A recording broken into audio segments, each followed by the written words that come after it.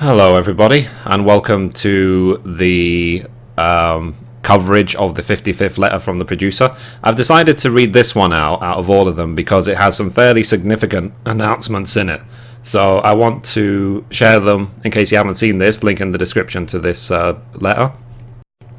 So it says letter from the producer number 55, 13th of March 2014. So it says, so this is directly, obviously you can see from Yoshida. It says, hello again to all of you Final Fantasy 14ers out there. It feels like it's been ages since I put my virtual pen to paper, and I couldn't bear another day without delivering my 55th letter from the producer. We hit the ground running in January, sparing no effort to put 14 in 2014. And it's as if we're preparing for launch all over again. I haven't had time to run the binding core for 2 whole weeks now, and the full set of Allagan gear continues to elude me. But enough about me, let's talk about what's going on with Final Fantasy XIV. I'm sure many of you were happy to see the game made available via Steam on February 18th, and with the Japanese release of the PlayStation 4 on February 22nd, we also began beta testing of the PlayStation 4 version of Final Fantasy XIV. Looking to the near future, we're preparing for the game's Developers Conference 2014 in San Francisco, the Fate in Sapporo event, where we'll be broadcasting the next live letter, and last but certainly not least, the upcoming release of patch 2.2 through the Maelstrom.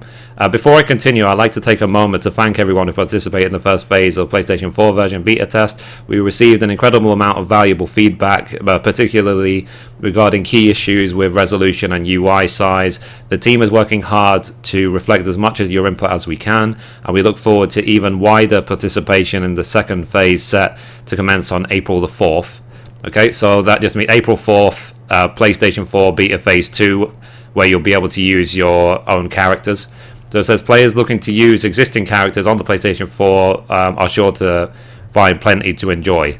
To revisit an important subject, I realise that since patch 2.16, a number of worlds on certain data centres have encountered problems with extremely high server loads, requiring frequent maintenance to improve stability. The server team continues to devote every effort to improving server stability and concurrency in preparation for the future implementation of individual player housing. These server improvements will be implemented with patch 2.2, and we ask for your patience as we continue to address these issues. So speaking of patch 2.2, I've just added my I've just about finished my final checks, and the team is putting the finishing touches on many new features being added with this update. As a matter of fact, I'd like to show you one of those new systems right now, Glamours. By using a Glamour Prism, you can project the look of one piece of gear onto another, allowing you to freely change your appearance without affecting your stats. So we have here a picture of a Lalafell Black Mage. So it says, take this Lalafell Black Mage for example, sporting an Allagan tunic of casting.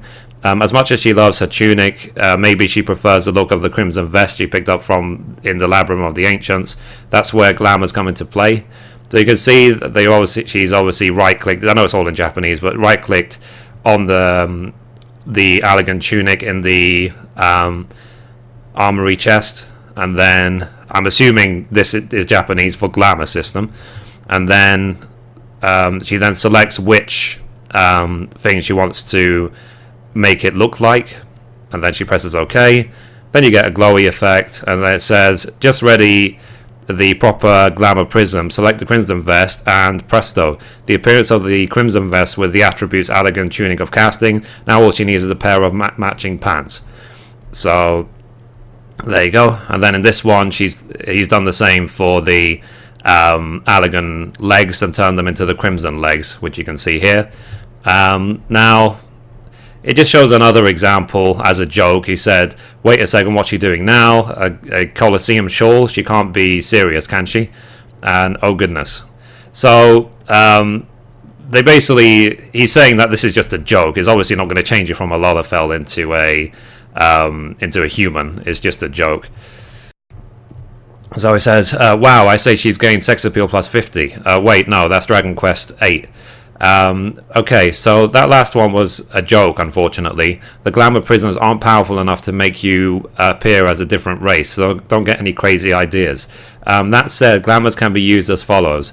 They can be used on all gear the same or lower equipment level than your current gear. After using a Glamour Prism, the gear being copied can be entrusted to your retainer. As long as the base gear and the gear being copied occupy the same number of gear slots, you can copy the appearance of any gear equipable by your current class and job. What this is referring to as a number of gear slots is, for example, you have these tanking pieces which occupy your chest and head at the same time, and legs and feet at the same time. So what they're basically saying is that you can't, for example, put that appearance onto something which is only a chest piece or only a head piece. It has to occupy the same number of gear slots, which makes perfect sense. So they're not going to allow you to just change gear to overwrite another to avoid any technical glitches. So anyway, it says it may seem a little tricky at first, but it's actually quite simple once you get the hang of it. You can simply copy the appearance of the gear that's been dyed. With this update, players will finally be free to follow various fashion trends of Eorzea. Other features coming in patch 2.2 include a master recipe book for crafters gardening for free master recipe books for crafters. So I wonder what that means. A gardening for free company estates, new hairstyles, retainer ventures, big fishing, a challenge log, new mounts, and more. So this master recipe book, I do wonder what it means. I wonder if that means that they're actually going to be adding recipes to the game that you can pick up in various places. Gardening, we have to see about what we can actually grow with that. And retainer ventures. So again, that's one I really just don't know what that means. Obviously new hairstyles, big fishing, a challenge log, new mounts, and so on. So they're basically adding in a lot more things to just spice things up a bit. And it says Disciples of War and Magic may also want to dust off their relic weapons if they are still using them, as an opportunity to unlock their true powers will present itself, which means that relic weapons will be able to be upgraded in patch 2.2. So it says we also have a trailer for patch 2.2 in the works, courtesy of Assistant Director Take, and it should be ready fairly soon. I can't promise that we'll show you everything, but we're sure you'll enjoy it all the same. I know you're all ready and raring to go, but we asked for your patience just a bit longer. I can safely say the patch is scheduled to go live on March 27th. So here you go, patch 2.2, March 27th. So, which is, let's see, 12 days from now. No, it's not. It's 2 weeks from now. What am I talking about? So 2 weeks from now it'll go live. So I said, in the meantime, I'll be off to San Francisco on March 16th. There we'll be doing interviews with several media outlets, to be followed by a presentation of Game Developer Conference 2014 on the 19th. And then it'll be time to hop on a plane back to Japan. As if a one round of airplane rides isn't bad enough, I'll have only touched down for 2 hours on the 21st before my flight to Sapporo. But at least after I arrive, I'll get to spend time with the fans at the Fate in Sapporo event, and later that evening we'll broadcast a letter from the producer live, part 13. Even with the long-awaited release of patch 2.2 on March 27th, there'll be no rest for the weary. On the 29th, I'll be attending the Game Fan in Fukuoka, sorry, forgive my pronunciation, event. And in April, we have another Nikoniko Chokegi event.